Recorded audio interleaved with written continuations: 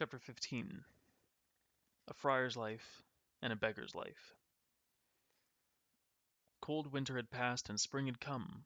Robin sat on a deer's hide in front of the greenwood tree with his hands clasped about his knees. He lazily watched as Little John rolled a bowstring from strands of hempen thread, wetting his palms and rolling the cord on his thigh. Near by sat Allan a Dale, fitting a new string to his harp. As Little John rubbed his new bowstring with the yellow beeswax, he and Robin talked of the merry days they had spent at the Blue Boar Inn that past winter, and of the many people they had met. They began wondering which of these people led the best life. Little John said that if he were not a yeoman, he would be travelling a friar. Friar Tuck sang a song in this rich, mellow voice, telling of the life of the travelling friar. He made it seem a good life, indeed. Robin said it was a good song, but he thought that the beggars told merrier tales, and led a merrier life.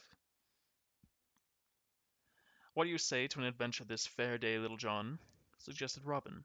"Take a friar's gown from our chest of strange clothes, and I will stop the first beggar I meet and change clothes with him.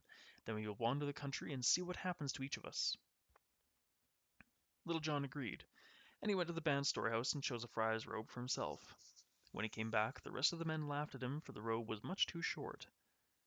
There was no beggar's costume in the chest, so Robin took money to buy some beggar's clothes for himself. Little John and Robin walked down the forest path until they came to the highway.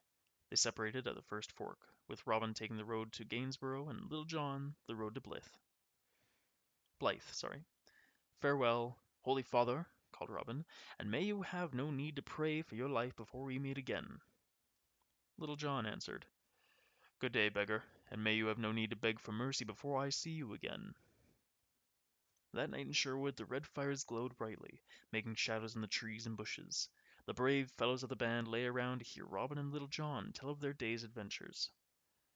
First, Little John told of his meeting with 3 lasses, of their merry walk to market, and of the kiss he gave each lass when he left them. Then Robin told how he met a beggar under a lime tree, and how he bought the man's clothes.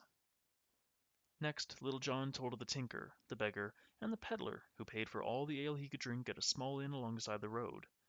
And Robin told of his adventure with 4 beggars, one who pretended to be deaf but had heard his steps, one who pretended to be blind but had seen him first, one who pretended he could not speak but had shouted a welcome, and one who pretended to be lame but had stood up and moved to let Robin sit down.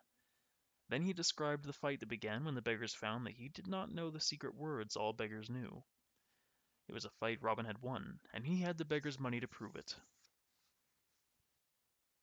Then Little John told of the 2 Grey Friars who said they had no money to give him for food. Then he opened his hands and showed the band of money the friars had in their pouches when he looked there. Robin matched this story with one about the rich corn merchant who cheated the poor.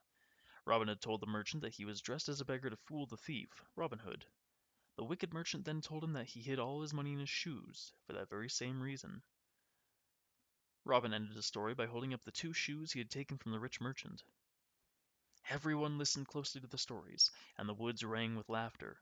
Some thought the friar's life was best, and some thought the beggar's life was best.